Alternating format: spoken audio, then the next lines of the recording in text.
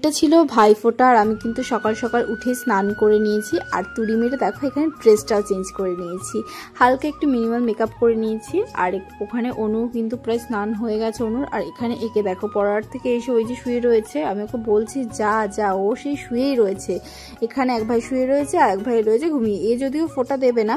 আর এখানে অনু কাকার ছেলেকে ফোঁটা দিচ্ছিল, আমি ওকে ডাকতে এসেছিলাম কারণ ও দেবে ফোঁটা আমার সাথে। আর এখানে আমি ভাইয়ের পাঞ্জাবি রেডি করছিলাম।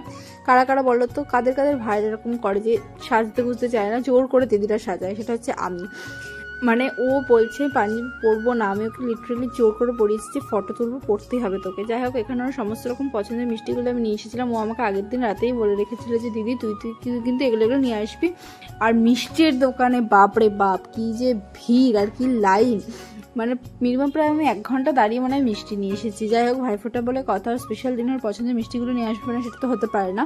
আর কারা কারা ফোঁটা দিলে অবশ্যই কিন্তু কমেন্ট করে জানিয়ে। আসলে এই দিনটা কিন্তু প্রত্যেকটা ভাই বোনের জন্য খুব স্পেশাল একটা দিন, তাই তো?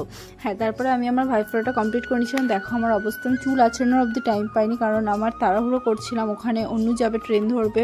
আর এদিকে ও দেওয়ার সাথে সাথে আমিও দেবো, কারণ তারপরে তো আমার ভিডিও ফটোগুলো আর কেউ তুলে দিতে পারবেন না সেরকম। আর বুধু পাশ থেকে কিন্তু তাকিয়ে তাকিয়ে দেখছিল।